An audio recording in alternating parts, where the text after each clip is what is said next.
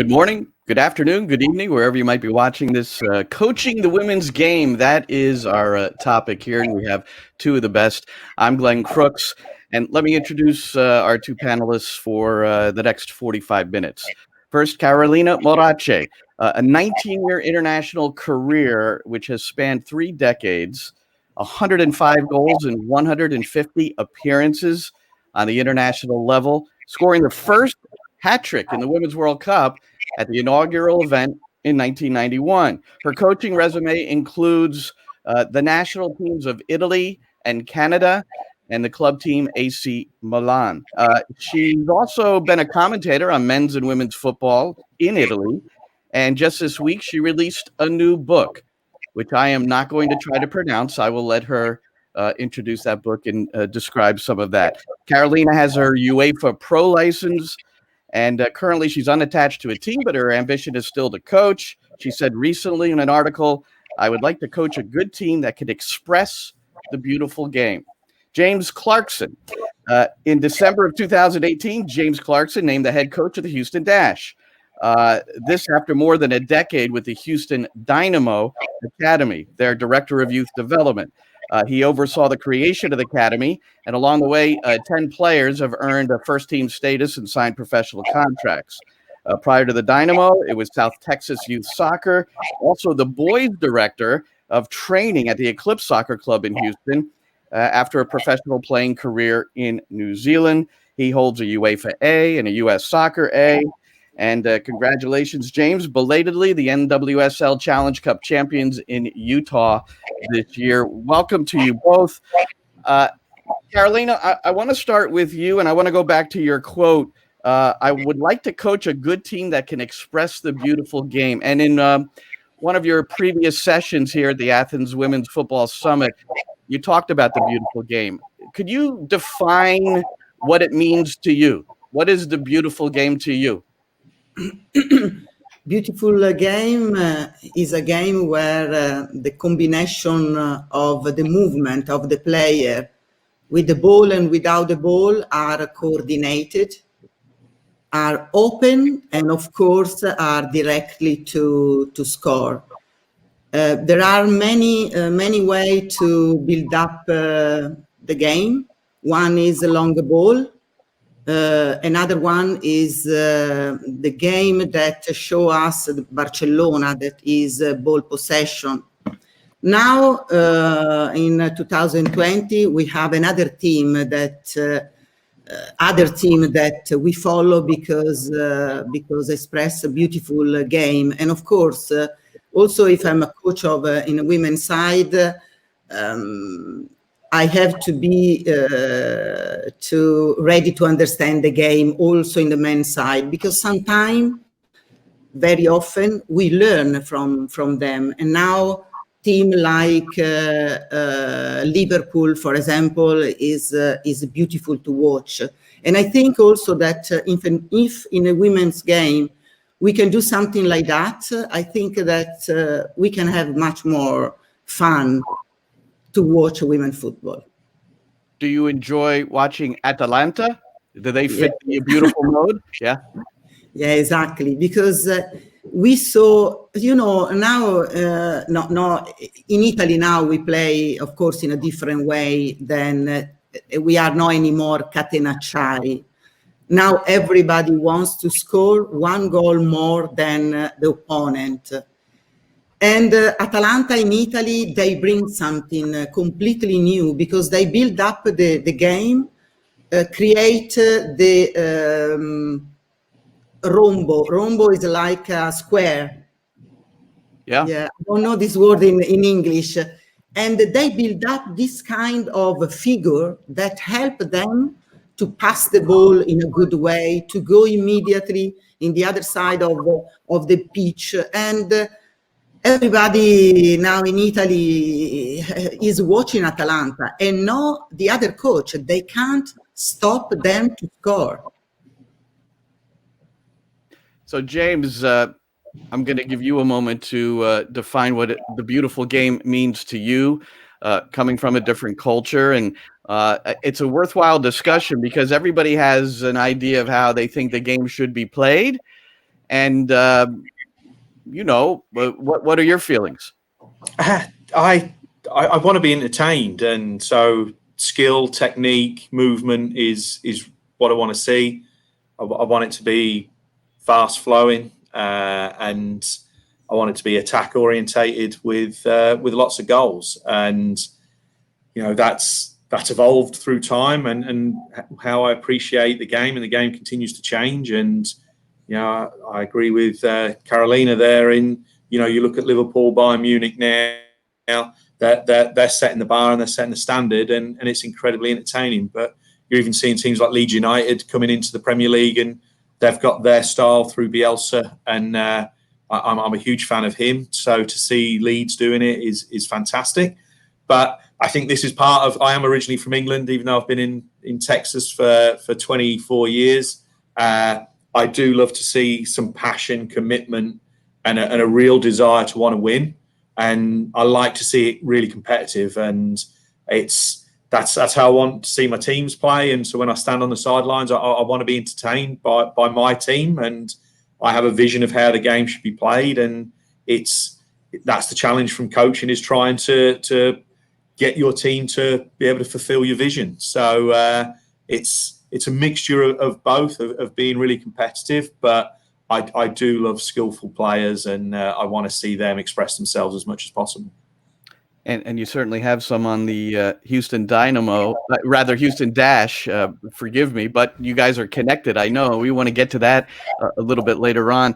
So Carolina, so the culture of your country, you talked about Catenaccio and how that was the way of the Italian soccer world a few years back, not that long ago, I suppose. When did you start changing yourself? When did you start seeing it differently, where you wanted to maybe be more expressive, take risks, things like that, which I don't know if that was really the Italian flavor in the 70s, 80s, and maybe even the 90s? So we changed everything in the 1990 when Arrigo Sacchi coached Milan and the national team. We changed completely. Now, also Sacchi became old, because now we attack much more. So now we used to play 3-5-2. And so, for example, in the World Cup, the women's national team of the US, when they score one goal, they put themselves in 5-3-2. But that was a defending system. They were conservative. Now our 3-5-2 is completely opposite, because it is organized to attack higher. Now we have the two lateral players on the back that follow all the time the action, and they are all the time, they support the action. So it's not anymore that now many years ago the central back has to be strong and high and strong. Now he has to have many skill, because he's the first number 10 of the team. Now is the central back, and also the two defender. The last team that I coached was AC Milan, and we were the only team. We were new, because the team was created just in 2000 at that time. But we played against the Juventus, and we were the only team that beat them 3-0, because I attack high. Well, first of all, I watch a lot the men's side, because I think, again, that we have a lot to learn from there. Of course, you have to understand that it's different, because it's different. But there is something that, so for example, now in Italy, there is no any goalkeeper kick the ball with the feet. Now we start with the hand, we start short, because we want to create a numerical advantage immediately, because we want to lead the game. We don't want to react. We want that the opponent react to us. I answered. Very clear. And James, I think a part of what she said is central defenders becoming playmakers. I mean, that's certainly the modern game. That's not something that was part of our game 10 years ago, 5 years ago, maybe even, right? No, not at all. And I think the emphasis on being able to keep possession of the ball when required is really important.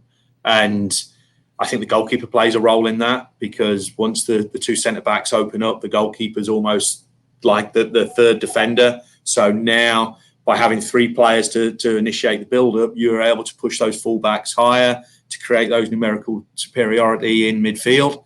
And then ideally you can get up into the attack and you can attack more. And it's interesting to see, because, I look at us and we're I would describe us as a bit of a counter-attacking team.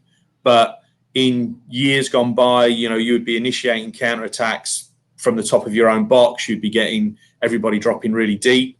We play more in a medium block, and we're initiating counter-attacks from inside the opponent's half rather than on top of our own half. So now we're winning the ball 45, 50 yards from goal rather than having to go a full 100 or 110 yards. And that's been really effective for us. And as teams get more expansive, teams are creating more space for us. So if we can win it now, can we exploit that space and really get onto that counter-attack and play in the opponent's half? It's for this that the team of James won. Because now is this, because you got the ball closest to the opponent net, and of course you focus. And also, in my opinion, is the player, they feel that they are proactive in the game, in the non-ball possession and in ball possession. There is not anymore defender or attacker player. No, there is two phases. You have to be able to do both phase, and you have also to be able to react in the transition phase, positive and negative transition. So many things is a change in the new football today. Is a new football. Yeah, and that's an element which adds that competitive flair also, James.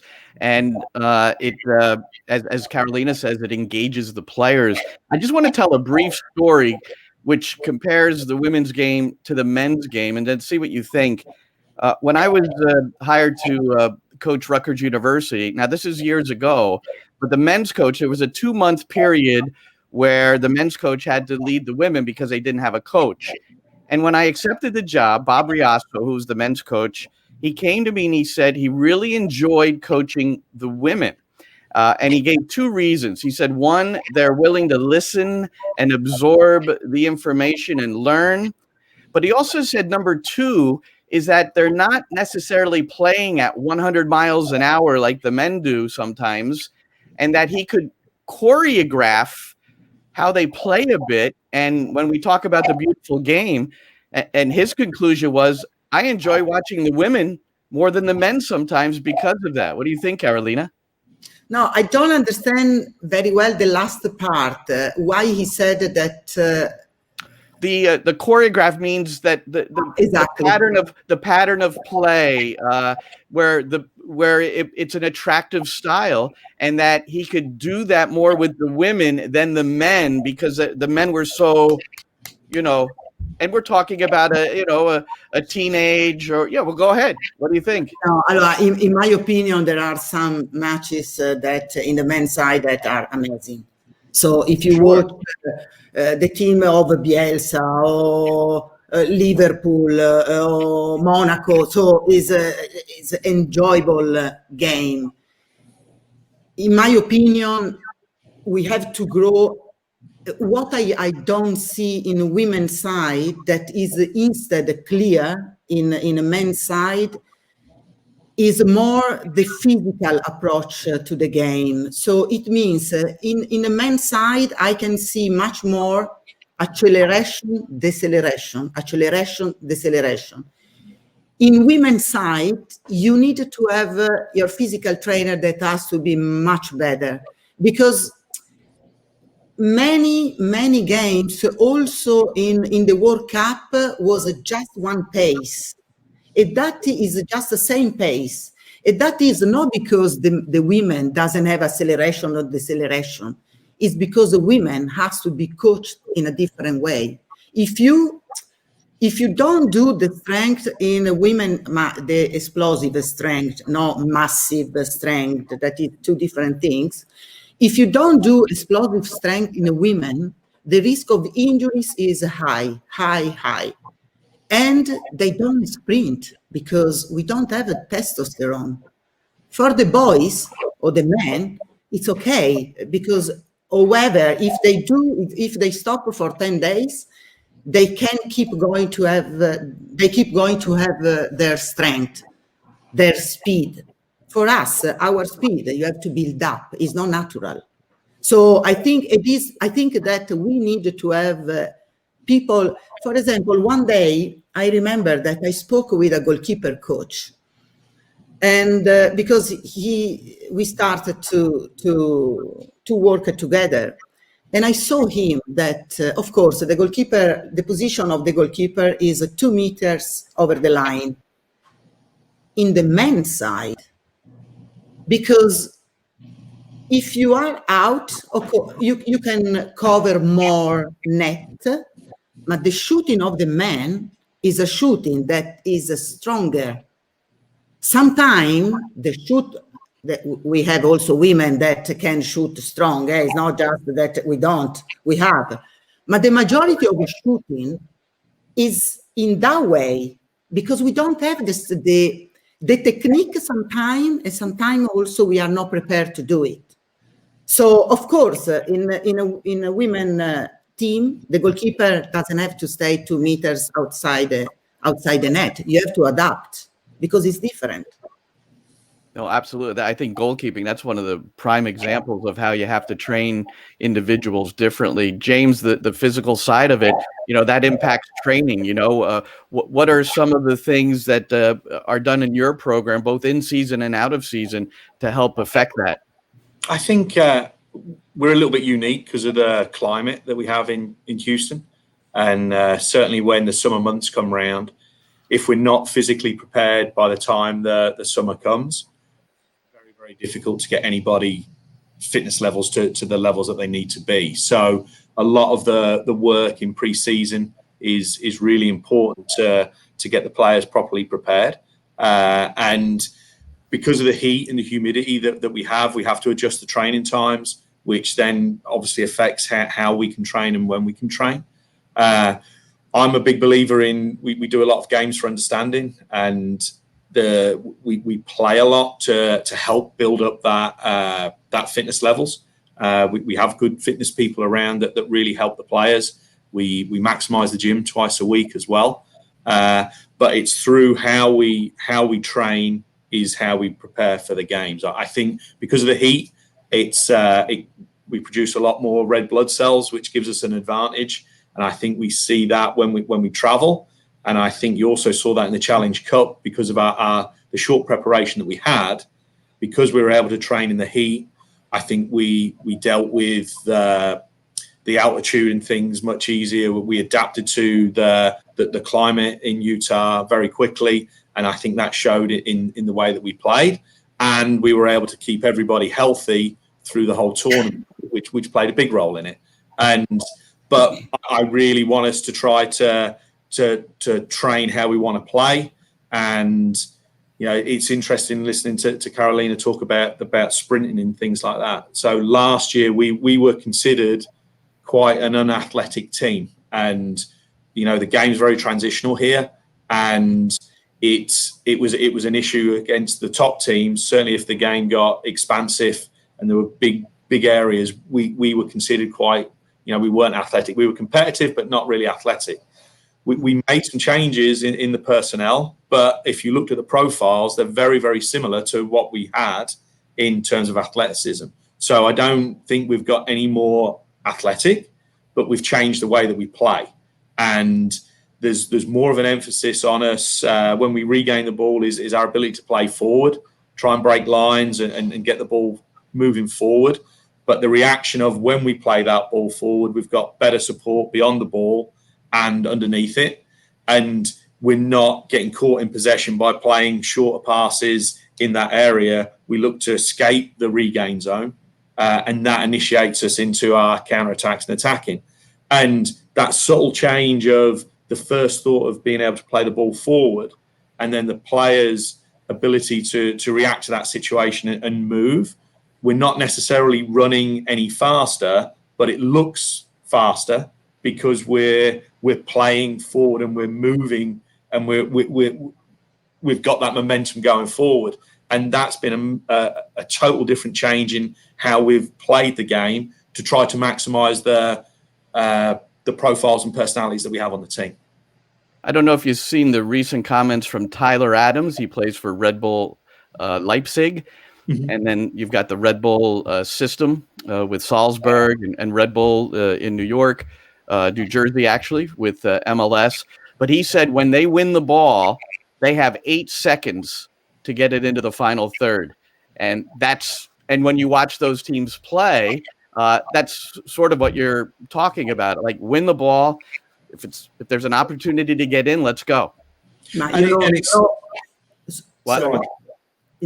Is because the studies show that when you won the ball is the moment where the opponent team is more vulnerable, because they have to set up and build up the game. Now I have to switch this and I have to defend. So in that moment, they lose a focus instead, because what is saying James is a clear signal for your team. Who recovered the ball has to verticalize. Now, of course, the teammate has to run in the verticalization. So you have a sign that all your player read together. So that is use this, of course, because they are much more vulnerable. It's not so easy. It's not, now we are talking, is easy to explain, but congratulations to James, because to do this and to put this in a team, they have to follow, you have to convince them, and you have to explain why. So congratulations, James. I think it's important when we say play forward, and even when you look at the Red Bull model, it's not just a kick forward into space and run after it. Our big thing is we've got to connect the first 2 passes. So it's a forward pass, but we're connecting. The next pass, we want it to be forward, but we're connecting. So it's not just kick and rush and just we'll run after it. It's much more complex than that, but it is really effective. Well, it's interesting to hear that a women's side can model themselves after a men's side as well. But Carolina, in your previous panel, you said something, and I wanted to bring it up. You said the needs of women are different than the needs of men. And when I heard you say that, I thought to myself, I want to ask her, and then I want you to be more specific. What do you mean by that? You have to think in the global way. So the boys everywhere in the world start to play with 5 years old, and they have it all set up to grow in. For women, it's not like that. We start to play just a little bit later. So sometimes you need to, you can see, for example, players that they don't use to do coordination. Coordination is a technique. If you are coordinated, you can learn with the ball. If you are not coordinated, it's not that you lose the time. I'm not a big fan that everything has to be done with the ball, because I was a player too, and I know that sometimes is too much to have all the time the ball, is too much to not have the ball all the time. For me, is good a mix. But the needs is how you can grow in. That is, for example, for the boys, the approach of the boys to football is sometimes you have to stop them because they are so enthusiastic. They are competitive. They want to shoot stronger than his teammate. He wants to dribble in better. There is not this in the girls. The girls, they want to befriend. So you need to have a different pathway, a different motivation for boys and for girls and for boys. James, you've worked in academy systems with boys and girls, so this must ring true to you. What do you say on this? It is absolutely spot on, and it's, you know, coming over. You know, this is my second season, and dealing with the players. It's this, as we went into this season, there was, and I'm on record saying it. You know, I didn't feel we necessarily have the best, pound for pound, the best squad, but there's nothing stopping us being the best team, and that team spirit, that camaraderie that we've spent a lot of time trying to build and cultivate has given us that extra 10% this season that has really kept us going. And it's been an unusual year. There's been incredible lows, there's been incredible highs, this not just in soccer but in society as well. And to see the team really come together and help one another, support one another on and off the field. They don't necessarily have to be friends and best friends, but there's a real spirit that they've got each other's backs. There's a real respect within the group, and we've placed that actually as a higher priority than winning. And we've seen the rewards of really working on a team spirit, that the players have really responded to it. We spent a whole time working on values and behaviours at the start of the season. We had 13 new players come into the squad, and we spent, you know, it was locked down, so we did it on Zoom. We had all these different meetings. We were meeting 2-3 times a week just to keep everybody connected. But the common goal was, what are we about? Who do we want to be? How do we want people to perceive us? How are we going to be able to achieve success? And it was all about the values. And collectively, between the players, the staff, we came to an agreement on them. We defined them. We wrote them down, and that's been like our thing that's led us through the season. So when we've had some adversity and we've had to deal with some really tough moments, we've been able to refer back to these values. That's been like a reset button for us, and that's got us all together. And that's really helped that team spirit. And the challenge for us going into next season is, how do we sustain that? How do we keep it going? There'll be new players come in, there'll be players go out, but how do we keep that alive? Because ultimately that's been what the difference is for us. What's really interesting about what you just said is that it's possible, if you hadn't had so much time to work on these things, the values and behaviors, because of the pandemic, it's possible maybe that you wouldn't have come together in the same way. So in a way, look, it's been an unfortunate time. It's crazy, but these connections, and I've heard coaches say this, you know, across the country. And it's because even with the setup that we've got, and it continues to improve, the owners have really done a fantastic job in the facilities and things that, you know, it's not like McDonald's anymore, where you drive in and you drive out, and, you know, the players can get here early, that we can build more of an atmosphere. But it's still difficult to spend that much time with each other. But now with technology and going through the pandemic, players don't need to sit around for 2-3 hours before they can have a meeting, because that's the order that it's in. They can actually go home, they can relax. We can do it through Zoom. We can meet one another. We can go through video. We can help them. So we've sort of embraced the technology, looked at the situation. It's out of our control, and we've really tried to make the most of it. And what was interesting, we only had 4 days of pre-season training. Then we got locked down, and then the national team players came back. So by the time we actually had got onto the field, which was like another 8-10 weeks of lockdown, some of our players still hadn't actually met one another in person, but we'd spent that much time together on Zoom that everybody knew who each other was, and they had a real understanding of each other's personality. So I think when you look at it and we reflect, we were really fortunate in the unfortunate situation that we had. Now, like I said, the challenge is as we go into next year, not to just take that for granted. We've got to utilize that and we've got to continue to do it. I think that the most important thing when, as a coach, we have a team is, first of all, to create an environment where the player has to be proud to be part. I think also that now is much more difficult to create a group of a person like James said, because at my time, we didn't have any social media. So when we have a free time, we talk together as a player. We didn't stay in our room. We stay together, we talk.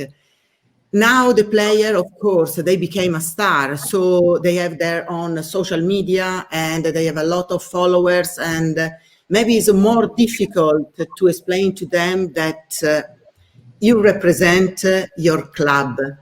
Your club has this value.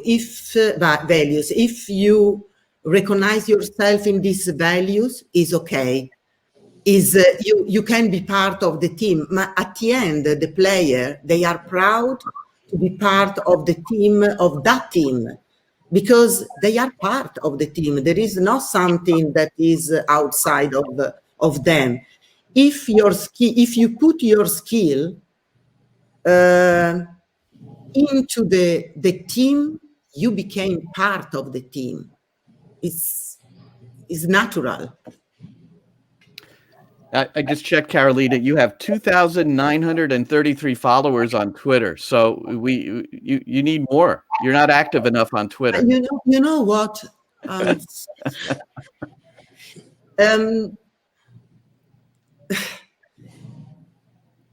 I think that maybe because we are a European, but also we are Mediterranean, and we are different than Anglo-Saxon people.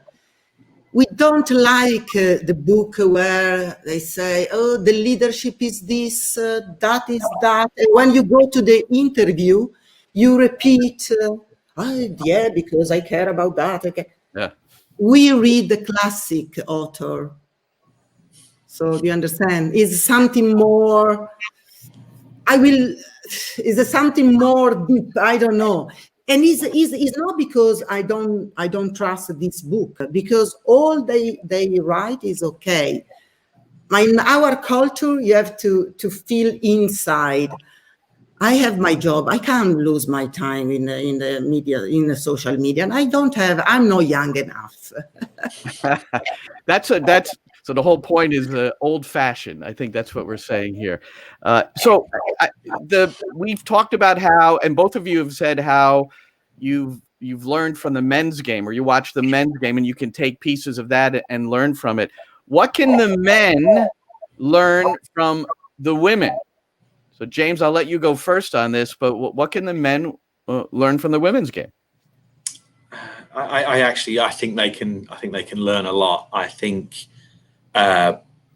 certainly diving and you know the dark arts of manipulating referees and decisions isn't in the women's game. So it's more of a pure game. I think there's a real love and a passion for the game, because it's not purely about money. They're not doing it at the moment to get rich. Hopefully in 5-10 years time, we see multi-millionaire female soccer players, and that'll be the growth of the game. But at the moment, that they're playing purely for the love of the game. And when you see the effort, the commitment that they put into it, and let's not kid ourselves, that as much as the strides as we've made, the environments, the facilities, everything isn't at the same standard. It's, even women's teams still aren't all playing in the top stadium, in the men's stadium,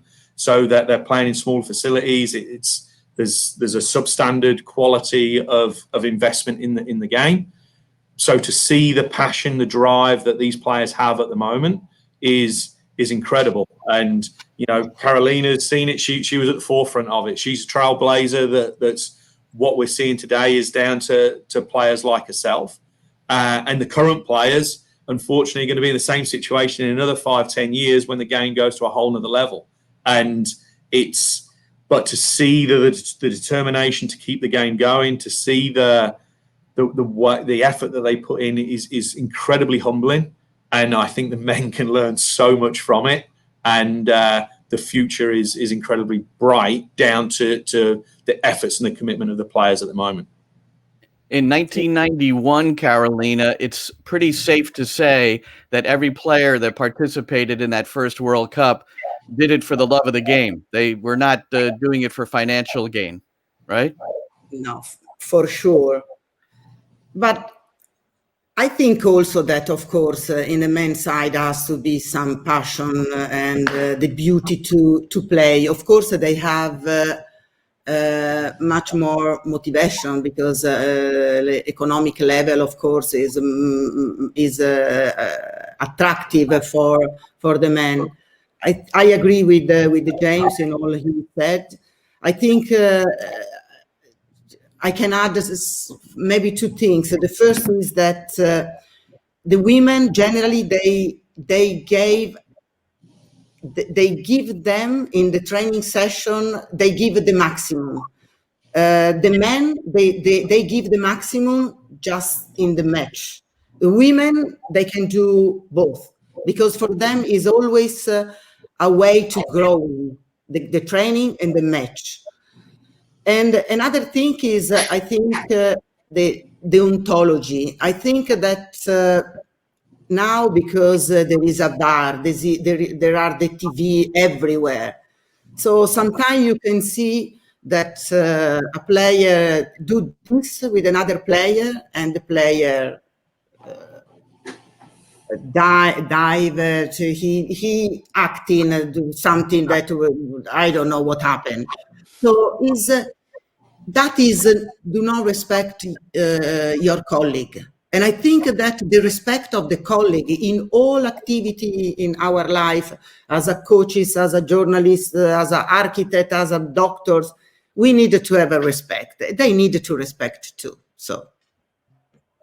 All right, Carolina Morace and James Clarkson with us. It's been fantastic stuff here. James, I wanted to ask you about, and this, and Carolina, you coached AC Milan on the women's side, and you had obviously the big men's club as part of the support system there. James, you're connected with the Dynamo, so it's Dynamo Dash. I asked this in my first panel discussion. Can the women's game survive on its own? Can a club team survive on its own, or is it this support from the existing men's club? Is that vital and important? I assume it is at the moment, but where are we going with this? What do you think, James? Oh, I think James is frozen. Is frozen. So Carolina, you're the association with the big men's club. Do you think that's important? And you've looked at the leagues in Spain and in France and in England, and they're all attached to the big clubs.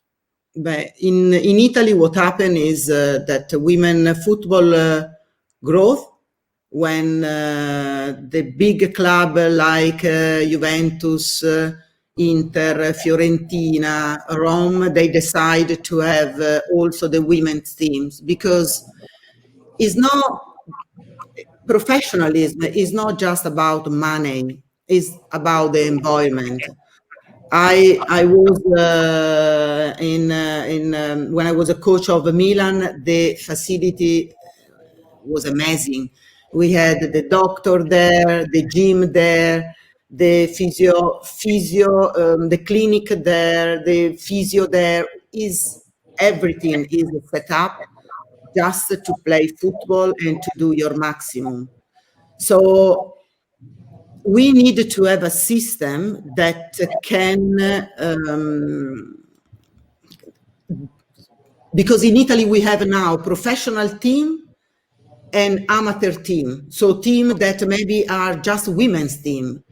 I think that at some point, if we want to become professional, and we will become in next year, I think that the federation has to give a support for the women's team that doesn't have a men's professional team behind, and also the amount also for the professional men's. I think, for example, in Germany, what happened is 700,000 euro is for the amateur club of women, and 300,000 euro is for the professional men's that have the women's team.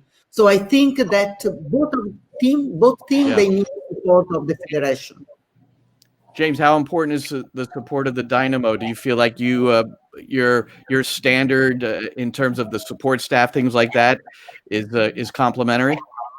Yeah, and we've made huge strides on it over the last 2 years, and I think it's this year especially we've made a big push on the one club model, and I think that's really important. That it's not a men's side or a women's side; it's one club, and we share the facilities. That they're at one end, we're at the other. We share the gym and everything, so there's good interaction between the players and everything. And there's good interaction between the staff. I get on really well with Tab. So it's been tough, obviously, with COVID. It's affected some of the things that we wanted to do. But from an ownership, leadership standpoint within the club, it's vitally important that we are one club and that we push forward. And so that makes it exciting. I know both sets of players really want to feel part of one club, and they see the value of both the men and the women. And congratulations, James. I see you've re-signed Shea Groom, Rachel Daly, and Christy Mewis through 2023. So that's a good start to continuing the success. So that's fantastic. Carolina, I wanted to close. We've just got a couple of minutes, but I'd like you to just talk a little bit briefly about your book and tell us when it will be translated into English. Oh, so you are not the book. You don't even have it? You don't even have it to hold up? Wait. I have it. Wait. Well, James, it's I'm sure you're looking forward to the next step here. Hold on. Here's the book. All right. Okay. And fuori dagli schemi, it means schemi in Italian is preordinated movement inside the field. That is a schemi. You can have a schemi in a corner, free set pieces. So fuori dagli schemi means outside this schemi, these movements. Okay. So it's very much a coaching book, or is it about your life? No, is just the last chapter. I spoke about my philosophy, but it's more about my life, what happened in Italy, what I achieved, and I'm happy because many people is talking about this book, and I think that to become a modern country, we need also this kind of book where we can express ourselves in a free way. All right. Well, we need to translate it in English, or I've just, you got to get me on that. Well, thank you both so much. I think it was really an engaging conversation, and I learned a lot, and I'm sure those who have watched it live or will watch it later on YouTube, it's available for free, but great to see you both. Thank you so much, and enjoy the rest of your day. All right. Well, appreciate it very much, Carolina. Hopefully I'll see you soon. Yeah, ciao. Ciao. All right. Bye.